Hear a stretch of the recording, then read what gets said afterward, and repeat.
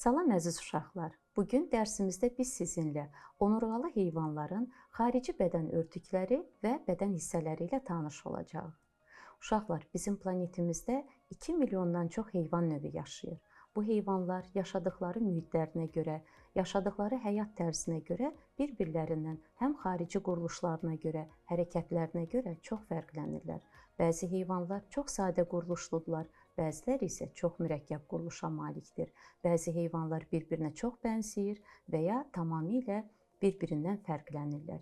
Ümumiyyətlə, heyvanların bu qədər çox şəkilliyini öyrənməkdən ötürü onları qruplaşdırırıq. Bugün biz sizinlə onurğalı heyvanlarla tanış olacağıq. Onurğalı heyvanların əsas xüsusiyyətlərindən biri dayaq funksiyasını yerinə yetirən oxskeletin, yəni onurğaya malik olmalarıdır. Balıqlar, suda quruda yaşayanlar, bunlara amfibilər də deyirik, sürünənlər, quşlar və məməlilər, bunlar uşaqlar onurğalı heyvanlardır. Balıqlar, suda quruda yaşayanlar və sürünənləri soyuqqanlı heyvanlardır. Çünki bu heyvanların bədən temperaturu xarici mühitdən asılıdır. Belə ki, ətraf mühitin temperaturu aşağı düşəndə bu heyvanlarda maddələr mübadiləsi, həyat fəaliyyəti zəifləyir. Quşlar və məməlilər isə bunlar istiqanlı heyvanlardır. Yəni, ətraf mühitin temperaturunun dəyişməsindən asılı olmayaraq, bu heyvanların bədən temperaturu sabit qalır. Heyvanların bədən örtükləri onları xarici mühitin əlverişsiz təsirlərindən qoruyur. Rütubətdən, yüksək temperaturdan, aşağı temperaturdan, mikroorqanizmlərdən, yırtıcıların hücumundan, bundan başqa qorumaqdan başqa bədən örtükləri onurğalı heyvanlarda həm də tənəffüs və ifrazat prosesləri də həyata keçirilir. Ümumiyyətlə, heyvanların bədən örtükləri onların yaşadığı mühitlə çox əlaqəlidir.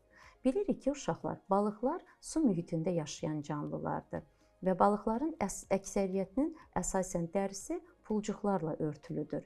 Bundan başqa, balıqların dərisinin üzərində çoxlu selik ifraz edən vəzilər vardır.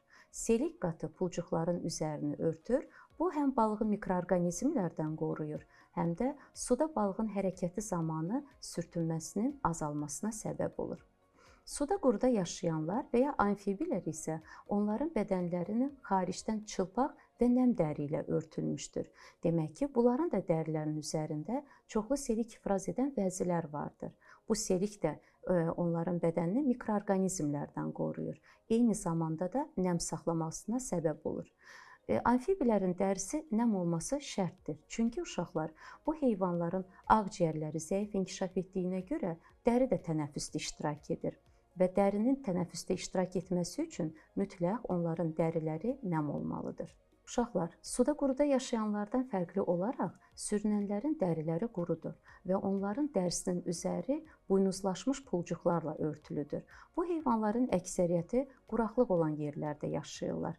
Ona görə də belə bir dəri örtüyü su itkisinin qarşısını alır və onları mexaniki zədələrdən qoruyur. Hətta tısbağaların üstdən və altdan bədənlərinin sümükləşmiş çanaqla əhatə olduğunu bilirsiniz. Quşların isə dəriləri qurudur və bilirik ki, quşların dərisi bədənləri xaricdən lələklərlə örtülüdür. Lələklər ölçülərinə, formalarına görə müxtəlif olurlar. Quşların dəriləri vəzsizdir. Sadəcə olaraq onlarda bir dənə büzdün vəzsi yerləşir. Büzdün vəzsinin içərisində xüsusi piy yerləşir, yəni yağa bənzər maddə olur. Quşlar dimdikləri vasitəsilə bu yağa bənzər maddəni sıxaraq lələklərinə sürtürlər. Bu onların lələklərinin su keçirməməsinə səbəb olur. Eyni zamanda quşların lələklərinə elastiklik və parlaqlıq verir. Su quşlarında, məsələn, ördəklərdə, qazlarda büzdün vəzsi daha yaxşı inkişaf etmiş olur. Məməli heyvanların bədəni isə xaricdən bilirik ki, tüklərlə örtülmüşdür. Amma begemot, fil kimi heyvanların bədəni xaricdən tüklə örtülməyib. Onların dərilərinin üst hissəsi qalınlaşmışdır. Yexidna və kirpi kimi məməli heyvanların isə tükləri tikanlara çevrilərək qoruyucu funksiyanı yerinə yetirir. Ümumiyyətlə, tük örtüyünü məməli heyvanlar vaxtaşırı yeniləyirlər. Belə ki, payızda tük örtüyü qalınlaşır, yazda isə azalır. Tük örtüyünün dəyişilməsinə tüləmə prosesi deyilir. Tük örtüyü bədən temperaturunun sabit saxlanmasında da mühüm rol oynayır. Məməli heyvanların dərilərində piy, tər, qoxu, süd kimi çoxlu vəzlərdə yerləşir. Onurğalı heyvanlar uşaqlar müxtəlif məkanlarda, müxtəlif həyat şəraiti keçirdiyinə görə onların hərəkət orqanları, bədən formaları da çox müxtəlifdir. Məsələn, tutalım tısbağalar 1 saatda təxminən 400 metr məsafəni qət etdiyi halda, kenquru bir tullanışı ilə 6 metrə qədər məsafəni qət edə bilir. Qurbağa, timsah kimi onurğalı heyvanlar həm suda, həm quruda yaşayırlar və buna görə onlar bu mühitlərdə hərəkət etməyə uyğunlaşmışdılar.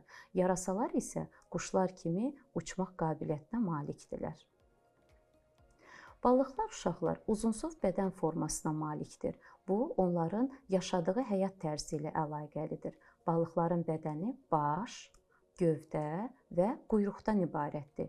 Bilirik ki, balıqlar suda yaşayan canlılardır. Onlar qəlsəmələrlə tənəffüs edir və üzgəcləri vasitəsilə də hərəkət edirlər. Üzgəclər tək və cüt üzgəclərə ayrılır. Tək üzgəclərə bel üzgəcləri, quyruq üzgəci və anal üzgəci aiddir. Cüt üzgəclərə isə qarın üzgəci və döş üzgəci aiddir. Üzgəclər balığın hərəkətində mühüm rol oynayır. Belə ki, balığın irəliyə doğru hərəkət etməsində quyruq üzgəci, müvazinətin saxlanmasında isə döş və qarın üzgəcləri iştirak edir. Amfibilər isə, yəni suda, quruda yaşayanlar, bu canlılar hər iki mühitdə yaşayırlar. Ona görə də onlar hər iki mühitdə hərəkət etməyə uyğunlaşmışdılar. Məsələn, qurbağanın bədəni baş, gövdə və ətraflardan ibarətdir. Qurbağanın arxa ətrafları ön ətrafa nisbətən uzun olması onun sıçrayaraq hərəkət etməsi üçün şərait yaratmışdır. Bu, heyvanların su ilə əlaqəsi olduğuna görə arxa barmaqlarının arxasında qurbağaların üzmə pərdəsi də yerləşir. Sürünən heyvanları, onlar daha aktiv hərəkət edirlər. Sürünənlərin bədəni baş, boyun, gövdə, quyruq və ətraflardan ibarətdir. Sürünənlərin ətrafları qısa olduğuna görə hərəkət zamanı quyruqda iştirak edir onların hərəkətində. Amma uşaqlar bilirik ki, ilanların ətrafı yoxdur. İlanların bədənində olan əzəllərin yığılıb açılması nəticəsində onlar aktiv hərəkət edə bilirlər. Timsahlar həm quruda, həm su mühiti ilə əlaqəlidirlər. Ona görə onların barmaqlarının arasında üzmə pərdəsi yerləşir. Dəniz tısbağaları isə quru tısbağalardan fərqli olaraq kürəşəkilli ətraflara malikdir. Bu da onların suda yaxşı üzməsinə imkan yaradır. Quşlar uşaqlar uçan onurğalılardır. Ona görə də bunların ön ətrafları qanatlara çevrilmişdir. Quşların bədəni baş, boyun, gövdə və quyruq və ətraflara bölünür. Quşların bədəninin üzəri öyrəndiyimiz kimi lələklərlə örtülüdür. Uçuş zamanı bu lələklər mühüm rol oynayır. Belə ki, onların quyruq və qanadında olan uzun lələklər onların uçmasına çox böyük təsir göstərir. Quyruq lələklərinin köməyi ilə quş uçuşunu istiqamətləndirir və yerə enərkən onun sürətinin azalmasına səbəb olur. Amma uşaqlar, pinqvin, dəvəquşu kimi quşlar uça bilmirlər. Pinqvinlərin qanadları suda sürətli üzməyə köməklik edir.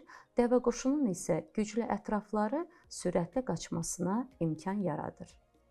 Məməlilərin isə uşaqlar bədəni baş, boyun, gövdə və ətraflar və quyruqdan ibarətdir.